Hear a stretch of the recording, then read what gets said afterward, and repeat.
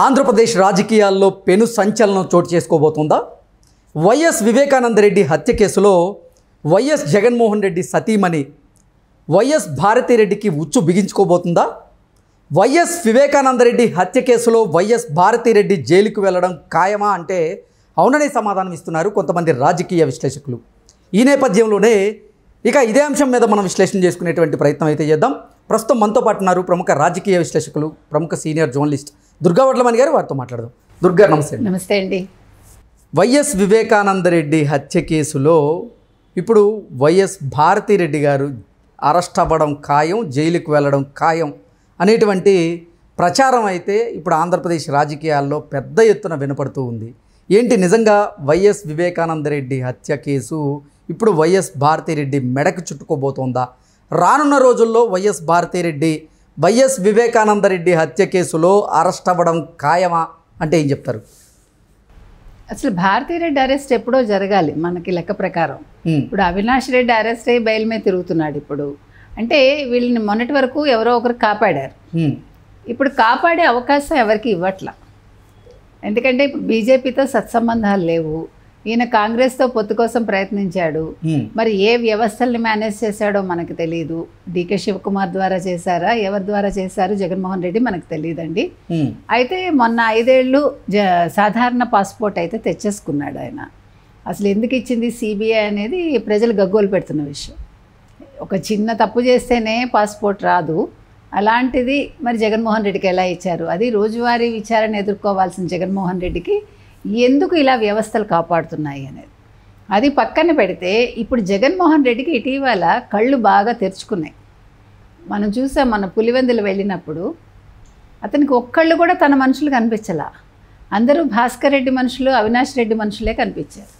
Shock తిన్నాడు. మొట్టమొదటిసారి జగన్మోహన్ రెడ్డి పరదాల మాటను కాకుండా ప్రజల మధ్యలో కళ్ళు తెరుచుకున్నాడు. అంటే అసలు అధికారాన్ని కోల్పోయిన తర్వాత జగన్మోహన్ రెడ్డి వరుసగా పులివెందుల పర్యటనలు చేస్తున్నటువంటి నేపథ్యంలో 3 సార్లు పర్యటన అయితే చేశారు. 3వ పర్యటన కూడా గతంలో వచ్చినటువంటి కార్యకర్తలే వస్తూ ఉన్నారు. అసలు నాకున్నటువంటి కార్యకర్తలు కానీ నా అభిమానులు కానీ ఏమయ్యారు, ఎందుకు వీరే పదే పదే వస్తున్నారు అనేటువంటి అనుమానాన్ని కూడా జగన్మోహన్ రెడ్డి అవినాష్ రెడ్డి దగ్గర, భాస్కర్ రెడ్డి దగ్గర వ్యక్తం చేసినట్లుగా వారిద్దరికీ క్లాస్ పీకినట్టుగా కూడా మనం గతంలో కొన్ని వార్తలు చూసాం. ఏంటి అసలు ఏం జరుగుతుంది ఆంధ్రప్రదేశ్లో, అలాగే వైఎస్ఆర్సీపీలో అంటే ఏం చెప్తారు? ఇప్పుడు జగన్మోహన్ రెడ్డి మొదటి నుంచి కూడా సజ్జలను బాగా నమ్మారండి. సజ్జలను నమ్మడంతో అసలు ఈ స్థితికి వచ్చారేమో జగన్మోహన్ రెడ్డి అనుకోవాలి. రెండవది ఏంటంటే, అసలు మీరు పులివెందుల తీసుకుంటే, మొత్తం కడప తీసుకుంటే, కడప పులివెందుల ఈ రెండు ఇంపార్టెంటే. జగన్మోహన్ రెడ్డికి కావచ్చు, మొత్తం వైఎస్ కుటుంబానికి కావచ్చు. అటువంటిది మీరు చెప్పినట్టుగా 3 సార్లు 4 సార్లు పులివెందులు వెళ్ళాడు ఆయన ఓడిపోయాక.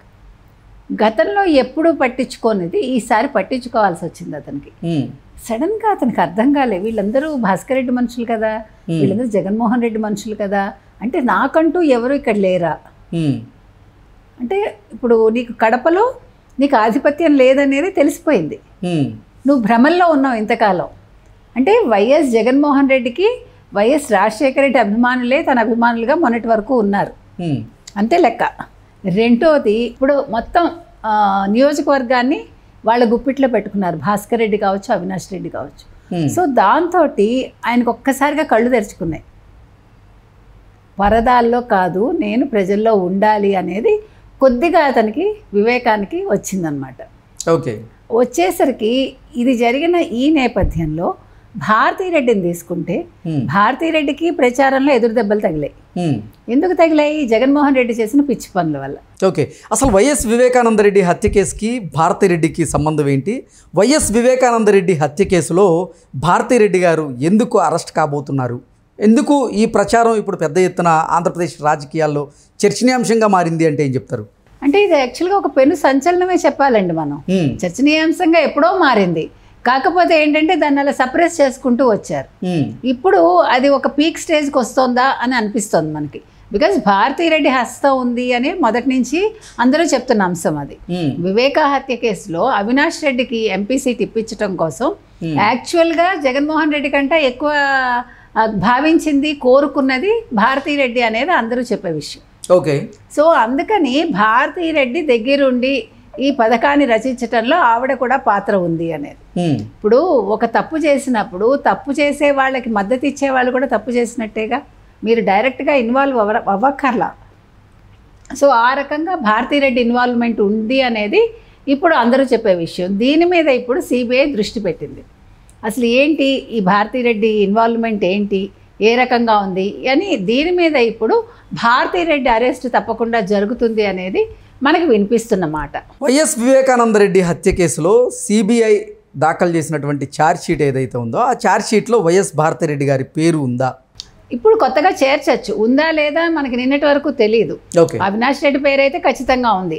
అయితే భారతిరెడ్డిది చేర్చడానికి మరి ఏమైనా శక్తులు అడ్డుకున్నాయా మనకు తెలియదు. అది ఇంకా బయటికి రావాలి. ఇప్పుడైతే ధైర్యంగా చేర్చే అవకాశం అయితే ఉంది. ఇప్పుడు వాళ్ళు ఏ వ్యవస్థల్ని మేనేజ్ చేసే స్థితిలో లేరు వాళ్ళు, ఎవరు వైసీపీ.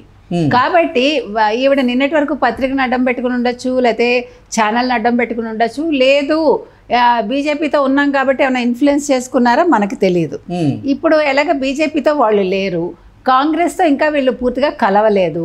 అంటే వాళ్ళ లావాదేవీలు వేరే రకంగా ఉండొచ్చు, వ్యాపార లావాదేవీలు ఉండొచ్చు, కానీ ఇది సిబిఐకి సంబంధించింది కాబట్టి కేంద్రంతో అనుసంధానం ఉంటుంది కాబట్టి ఇక్కడ ఎంతవరకు వీళ్ళు మ్యానిపులేట్ చేయగలరు అనేది చూడాలి. నెక్స్ట్ వివేక హత్య వల్లే మొత్తం రాజకీయాలంతా కూడా ఆంధ్రప్రదేశ్లో ఒక మార్పు వచ్చింది, పెను మార్పు దానివల్ల కలిగింది.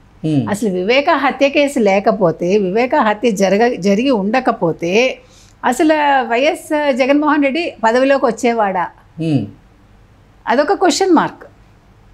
ఎంత ప్రజలు కావాలనుకున్నా కావాలనుకోకపోయినా వాళ్ళు అంతలాగా వాళ్ళు సాక్షి పేపర్ అడ్డు పెట్టుకుని, సాక్షి ఛానల్ అడ్డు పెట్టుకుని నారాసుర రక్త చరిత్ర అనేది వాళ్ళు బాగా ప్రజల్లోకి తీసుకెళ్ళగలిగారు. అలాగే కోడికత్తి శ్రీను మనకి తెలుసు. సో వీటన్నింటికి మూలం అంటే జగన్మోహన్ రెడ్డి ముఖ్యమంత్రి అవటానికి మూలం వివేకానందరెడ్డి బాగా, అంటే ఆయన హత్య బాగా అతనికి సపోర్ట్ అయింది. కాబట్టి వివేక హత్య కేసు చిన్నది కాదు. 5 ఏళ్ళు ముఖ్యమంత్రిగా ఉన్న జగన్మోహన్ రెడ్డి గతంలో 2019 నుంచి 24 వరకు ఆ హత్య జరిగింది ఎలాగా, ఏమిటి, ఎవరు అనేది ఛేదించలేకపోయారు. అంటే అతను కావాలని దాన్ని పక్కదోవ పట్టించాడు. ఇప్పుడు ఇట్స్ వెరీ క్రూషియల్. అంటే జగన్మోహన్ రెడ్డిని హోల్డ్ చేయాలన్నా, భారతిరెడ్డిని అరెస్ట్ చేయాలన్నా ముఖ్యంగా ఈ కేసు చాలా వేగవంతం కావాలండి. ఇప్పుడు అదే ప్రాసెస్ నడుస్తోంది. ఇది కనుక జరిగితే ఆల్రెడీ భారతిరెడ్డి నేను చైర్మన్గా ఉండను, ఎండీగా ఉండను అని చెప్పింది వాళ్ళ సాక్షి పేపర్కిను ఛానల్కి. మరి ఇప్పుడు ఎవరికి అప్పచెప్తారు, నెక్స్ట్ ఎవరు దాన్ని చూసుకుంటారు? ఈవిడ అరెస్ట్ వల్ల ఇప్పుడు రాజకీయాలు ఏ రకంగా మలుపు తిరుగుతాయి జగన్మోహన్ రెడ్డికి అనేది చూడాలి.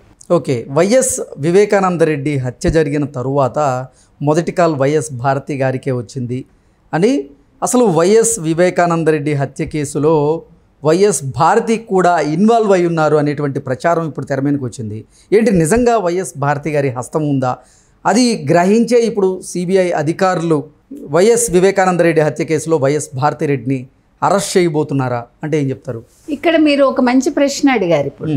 ఎందుకంటే జగన్మోహన్ రెడ్డి ప్రతిసారి ఏం చెప్తున్నాడండి, నేను ఫోన్లు వాడను, నా దగ్గర ఫోన్ ఉండదు, నాకు ఫోన్ నెంబర్ లేదు అంటాడు.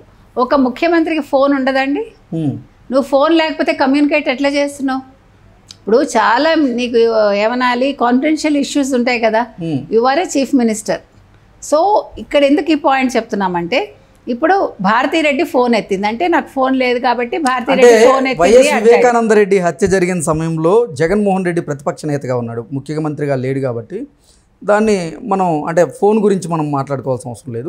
లేదండి, కానీ అంటే నేను ఇక్కడ పాయింట్ ఏం చెప్తున్నానంటే, ఎందుకు భారతిరెడ్డి ఫోన్ ఎత్తింది అనే దానికి మనం మాట్లాడుకుంటున్నాం అంతవరకే.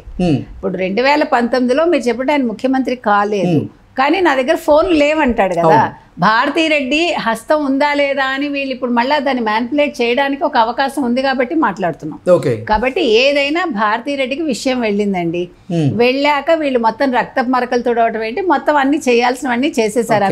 వైఎస్ భారతిరెడ్డి గారి ఆధ్వర్యంలోనే ఈ రక్తపు మరకలు తుడవడం కానివ్వండి, ఈ కథా స్క్రీన్ ప్లే అంతా నడిచిందంటారా? అంతే కదా, నడిచింది. అవినాష్ రెడ్డి అక్కడ దగ్గరుండి చేయించాడు అవన్నీ ఒక స్పెక్టేటర్ లాగా. నెంబర్ 1. నెంబర్ 2, గుండెపోటు అని జగన్మోహన్ రెడ్డి చేత చెప్పించింది కూడా భారతిరెడ్డి అనేది మన అనుమానం.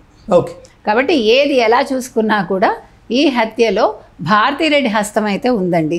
అంటే ప్రత్యక్షంగా లేదు కదా అనుకోవచ్చు, పరోక్షంగా ఉన్నా ప్రత్యక్షంగా ఉన్నా హత్యే, నేరమే కాబట్టి భారతీరెడ్డి ఖచ్చితంగా అరెస్ట్ అయ్యే అవకాశం అయితే ఉంది.